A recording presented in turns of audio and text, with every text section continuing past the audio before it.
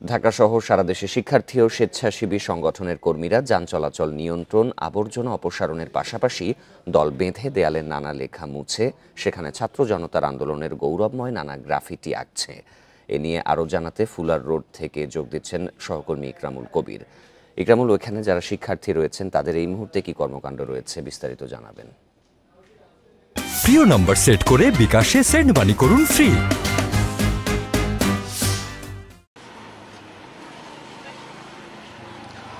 সাফা যেমনটি বলছিলেন যে এই যে নতুন একটি বিজয় এই সারা দেশের জন্য এবং এই শিক্ষার্থীদের মাধ্যমে কিন্তু এই যে বিজয়টি আমরা ছিনিয়ে এনেছি এবং এই যে তাদের যে গৌরব অর্জিত যে সময়টা সেই সময়টাকে কিন্তু এবং যারা এই অর্জনের পেছনে যারা শহীদ হয়েছেন তাদেরকে কিন্তু তারা স্মরণ করে কিন্তু অনেক কার্যক্রম আমরা দেখছি সেই সময় থেকে করে আসছেন এবং সেটি এখন পর্যন্ত রয়েছে। তো আমরা এখন রয়েছি রাজধানীর ফুলার রোডে, ঢাকা বিশ্ববিদ্যালয় সহ এখানে বিভিন্ন জায়গায় শিক্ষার্থীরা কিন্তু এই জায়গাটি রয়েছেন এবং এই ফুলার রোডের যে দেয়াল সেটি কিন্তু বেশ পুরনো ছিল। এখানে প্রতিটি দেয়াল এখন আসলে শিক্ষার্থীদের নানা গ্রাফিতিতে কিন্তু আসলে রাঙিয়ে উঠছে এবং এখানে আমরা দেখেছি যে বিভিন্ন বিশ্ববিদ্যালয়, স্কুল, কলেজের শিক্ষার্থীরা কিন্তু সকাল থেকে এই জায়গাটিতে জড়ো হয়েছে। ইতিমধ্যে কিছু জায়গায় আমরা দেখেছি অনেকগুলো দেয়াল কিন্তু আসলে এরই মধ্যে ভরে গিয়েছে, কিন্তু এখন আরো কিছু দেয়াল বাকি রয়েছে, সেগুলো কিন্তু রাঙানোর চেষ্টা করছেন শিক্ষার্থীরা এবং এই জায়গাগুলোতে তারা কিন্তু বিভিন্ন বার্তা দিচ্ছেন সমাজকে, বিশেষ করে বৈষম্যর বিরুদ্ধে, স্বৈরাচারের বিরুদ্ধে, যে নিপীড়ন, ছাত্র রাজনীতি, শিক্ষক রাজনীতি, যে সকল আসলে নোংরা বিষয়গুলো আমাদের সমাজে ছিল এবং যার কারণে কিন্তু আমরা এতদিন পিছিয়ে ছিলাম, যার ফলে কিন্তু আমাদের সমাজ থেকে আমরা বের হতে পারছিলাম না একটা জায়গায়, যে সেই গণ্ডিটা থেকে কিন্তু বেরিয়ে আসার চেষ্টা করছে শিক্ষার্থীরা এবং তারা কিন্তু বিভিন্ন রকমের যে দাবি তুলছে এবং তারা যে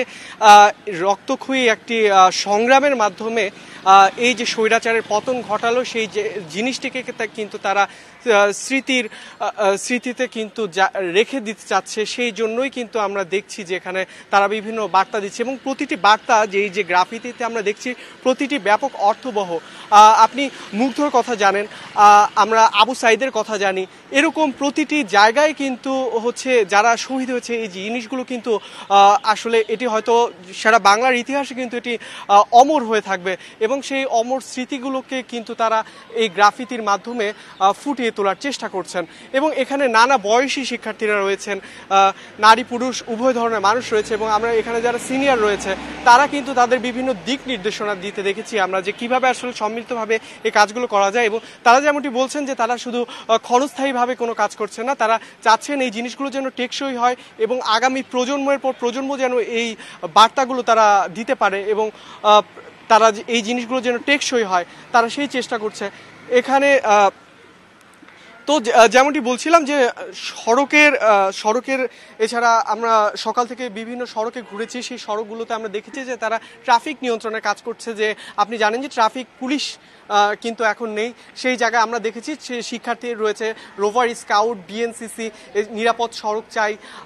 রেড ক্রিসেন্ট, এরকম আরও বেশ কিছু সংগঠনকে আমরা শিক্ষার্থীদের সঙ্গে কাজ করতে দেখেছি। সাফাত, রাজধানী জুড়ে গ্রাফিতি এবং ট্রাফিক নিয়ন্ত্রণ করছেন শিক্ষার্থীরা। এ বিষয়ে ফুলার রোড থেকে জানাচ্ছিলেন সহকর্মী ইকরামুল কবির।